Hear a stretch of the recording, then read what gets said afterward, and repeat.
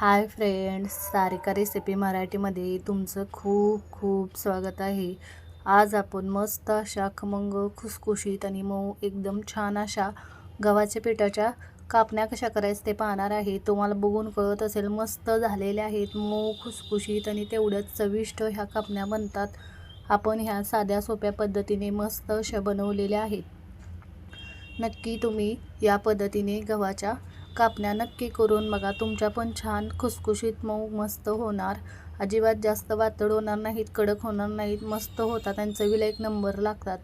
नक्की तुम्ही या पद्धतीने कापण्या करून बघा, तुमच्या पण छान होणार। परफेक्ट प्रमाण सांगितलेलं आहे। तर चला वेळ न घालवता आपण व्हिडिओला सुरुवात करूया। इथे बघा, सर्वप्रथम मी कापण्या बनवण्यासाठी 2.5 कप गव्हाचं पीठ घेतलेलं आहे। इथे पण गव्हाचं पीठ 2.5 कप घेतलेलं आहे। इथे अर्धा कप मी बेसन घेतलेलं आहे आणि इथे 1 कप गूळ घेतलेला आहे। अर्धा चमचा इथे मीठ घेतलेलं आहे।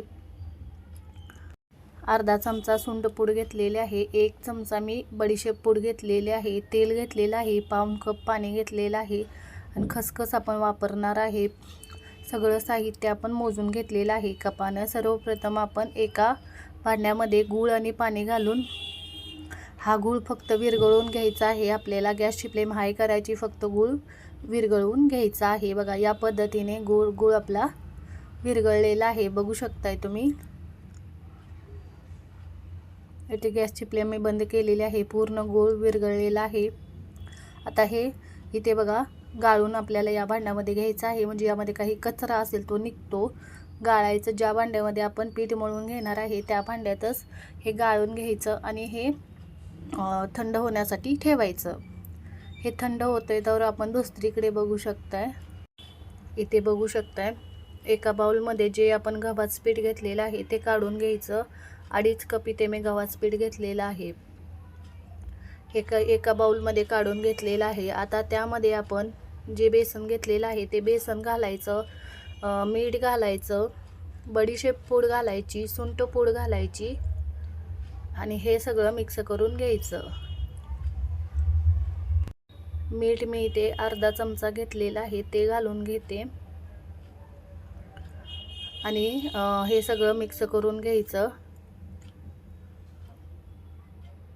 आणि यासाठी आपण मोहन घालणार आहे तेलाचं।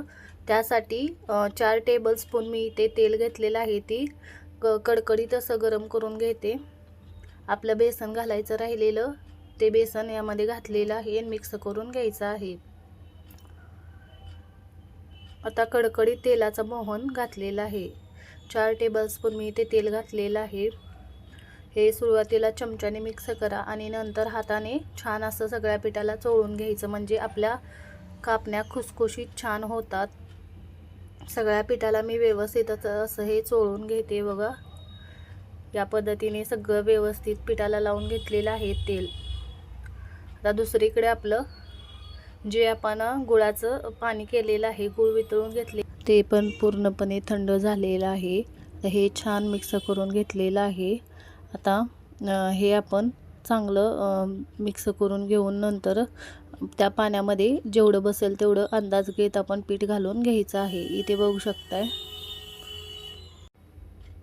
बघू शकताय मी आता याच्यामध्ये पीठ घालून घेते। सुरुवातीला अंदाज घेऊन घालायचं पीठ, यामध्ये सगळं पीठ आपण व्यवस्थित सगळं मिक्स करून घ्यायचं। इथे बघा, या पद्धतीने थोडं मी ठेवते, मिक्स करून घेते व्यवस्थित असं, म्हणजे आपल्याला छान असं पिठाचा अंदाज येतो बघा यामध्ये। हे या पद्धतीने मी मिक्स करून घेतलेलं आहे, बघू शकताय। आता हे सगळं पीठ मी घालून घेते, थोडं घालते, अंदाज घेऊनच मी यामध्ये पीठ घालून घेणार आहे। बघू शकताय सगळं पीठ, आपल्याला पिठाची गरज वाटते ते सगळं पीठ मी घालून घेते या पद्धतीने आणि छान असं मळून घेते बघा। परफेक्ट असं प्रमाण आपलं झालेलं आहे। या पद्धतीने छान असं पीठ मळून घेतलेलं आहे। आता यावर थोडंसं तेल लावून आपण याला 10 मिनिटं भिजण्यासाठी ठेवून द्यायचं। तुम्हाला हवं तर तुम्ही अर्धा तास सुद्धा ठेवू शकता। मी याला तेल लावून घेते आणि चांगलं 10 मिनिटं भिजवून घेते। झाकण ठेवून 10 मिनिटं भिजत ठेवायचं। हे 10 मिनटं चांगलं भिजलेलं आहे. आता याचे गोळे करून घ्यायचे समान आपल्याला. चपातीपेक्षा थोडा मोठा गोळा करायचा. 3 समान भाग केलेले आहेत. या पद्धतीने आपण लाटून घेणार आहे. इथे बघा लाटून घ्यायचं. आपलं पीठ छान झालेलं आहे, त्यामुळे आपल्याला तेल किंवा पीठ लावायची गरज पडत नाही. थोडं लाटल्यानंतर याला खसखस लावून घ्यायची आहे.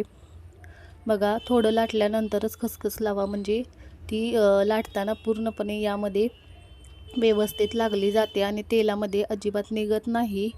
आणि सगळीकडे लावून घ्यायची, याच्या काटांना सगळीकडे लावून घ्यायची, म्हणजे व्यवस्थित ती पसरली जाते. बघा या पद्धतीने दुसऱ्या साईडला पण आपण लावून घ्यायची आहे. दोन्ही साईडला खसखस लावून घ्यायची, म्हणजे आपल्या कापण्या छान दिसतात दिसायला. मी एका साईडला लावून घेतलेले आहे, दुसऱ्या साईडला पण मी लावून घेते. बघा या पद्धतीने सगळीकडे खसखस लावून घ्यायची आहे. याच्या काटांना तीन मी लावून घेते आणि छान असे आपण हे लाटून घेणार आहे. या पद्धतीने चपातीपेक्षा थोडं जाड आपण ह्याला लाटून घेणार आहे. तुम्ही यापेक्षा पण जास्त थोडंसं जाड ठेवलं तरी पण चालतं. इथे बघा हे लाटून घेतलेलं आहे या पद्धतीने. आता कट करून घ्यायचं. सुरुवातीला मी या पद्धतीने कट करून घेते. तुम्हाला हव्या त्या आकारामध्ये तुम्ही कापण्या कट करून घेऊ शकता. या पद्धतीने मी कट करून घेते आणि त्यानंतर तिरकं ठेवायचं आणि तिरकं कट करून घ्यायचं आहे. इथे बघा थोडंसं तिरकं केलेलं आहे आणि कापण्यांचा शेप देऊन घ्यायचा याला. या पद्धतीने छान अशा बघा कापण्या आपल्या दिसतात. या पद्धतीने मी कट करून घेते. बघा या पद्धतीने छान कापण्या कट करून घेतलेल्या आहेत. उलटणे याला काढून घ्यायचं. या पद्धतीने बघा सुट्ट्या करून घ्यायच्या. इथे मी ह्या सुट्ट्या करून घेतलेल्या आहेत. आता ह्या मी प्लेटमध्ये बघा या पद्धतीने काढून घेते. मस्त अशा कापण्या आपल्या तयार होत आहेत, बघू शकताय. आता सगळ्या मी या पद्धतीने कट करून घेते. हवं तर तुम्ही थोड्या करून नंतर ह्या तळून घेऊ शकता. मी सगळ्या इथे बनवून कट करून घेतलेल्या आहेत. छान तळून घेणार आहेत. सगळ्या कापण्या मस्त झालेल्या आहेत. तुम्हाला बघून कळत असेल, बघू शकताय. मीडियम साईजच्या आपण बनवलेल्या आहेत. दुसरीकडे तेल पण आपलं गरम करायला ठेवलेलं आहे. इथे बघू शकताय तेल आपलं मिडियमच गरम हवं आहे आपल्याला. जास्त कडक पण नको, जास्त थंड पण नको. जास्त कडक केलं तर यामध्ये गूळ वापरलेला आहे, पटकन लाल होतात, आतून कच्च्याच राहतात. आणि जर तेल कमी गरम असेल तर कापण्या व्यवस्थित तळल्या जाणार नाहीत आणि जास्त तेलकट होतील. बघा मीडियम आपलं तेल गरम झालेलं आहे. तेलामध्ये बसतील तेवढ्या घालायच्या. इथे मी तेलामध्ये बसतील तेवढंच घालून घेते आणि तेलामध्ये कापण्या घातल्याच्या नंतर 2 मिनिटांनी त्या चमच्याने छान अशा खालीवर करून घ्यायच्या, म्हणजे त्या सुटसुटीत होतात आणि छान तळल्या जातात.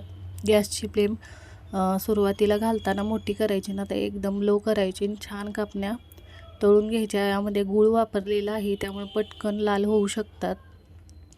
त्यामुळे मी या पद्धतीने हलवून घेते. बघा सुट्ट्या होतात आणि थोड्याशा हलवायच्या, म्हणजे सगळ्या साईडने एकसारखा कलर येतो, छान तळल्या जातात एक साईडने. गॅसची फ्लेम मी एकदम कमी केलेली आहे. कापण्या बघू शकताय चांगल्या फुलतायत आपल्या, मस्त तयार होतात. बघा मी अशा खालीवर करून छान सगळीकडे तळून घेतलेले आहेत. रंग छान आलेला आहे. इथे बघू शकताय छान असा रंग आलेला आहे. या तेलातून काढल्या तर याची कुकिंग प्रोसेस चालू राहते, त्यामुळे या रंगावर आपण तळून घेतलेले आहे. त्या बाहेर काढल्या तरी याची कुकिंग प्रोसेस चालूच असते, त्यामुळे अजून कलर याचा चेंज होतो. छान तळून घेतलेले आहेत. मी काढून घेते. जाळीच्या भांड्यामध्ये असं काढायचं, म्हणजे तेल नितळतं. जर असेल तर दुसऱ्या घालून मी त्या पण छान तळून घेते. बघा मी दुसऱ्या घातलेल्या आहेत, त्या पण छान अशा तळून घेतलेल्या आहेत. मस्त अशा याला पण छान रंग आलेला आहे. याच पद्धतीने मी सगळ्या कापण्या तळून घेते. मस्त तयार होतात, खमंग खुसखुशीत. नक्की करून बघा या पद्धतीने. सगळ्या इथे आपल्या कापण्या तळून झालेल्या आहेत. बघू शकताय एकसारखा कलर आलेला आहे, एकसारख्या झालेल्या आहेत आणि साध्या सोप्या पद्धतीने मस्त अशा आपण बनवलेल्या आहेत. नक्की तुम्ही या पद्धतीने गव्हाच्या पिठाच्या खुसखुशीत कापण्या करून बघा. एकदम मस्त झालेल्या आहेत. नक्की करून बघा, तुमच्या पण छान होणार. खमंग खुसखुशीत मऊ मस्त करून बघा. कमेंटमध्ये जरूर सांगा तुम्हाला आजचा व्हिडिओ कसा वाटला. व्हिडिओ आवडला असेल तर व्हिडिओला लाईक करा, शेअर करा. चॅनलवर नवीन असाल तर चॅनलला सबस्क्राईब करा. या पद्धतीने एकदा तुम्ही एकदम खुसखुशीत होणाऱ्या कापण्या नक्की करून बघा. तुम्हाला मी तोडून दाखवते. बघू शकताय इथे बघा, एक मी तोडून दाखवते बघा. एकदम मऊ छान झालेले आहेत. एकदम खुशखुशीत झालेले आहेत. बघू शकताय. नक्की एकदा करून बघा, तुमच्या पण छान होतील. व्हिडिओ पाहिल्याबद्दल धन्यवाद.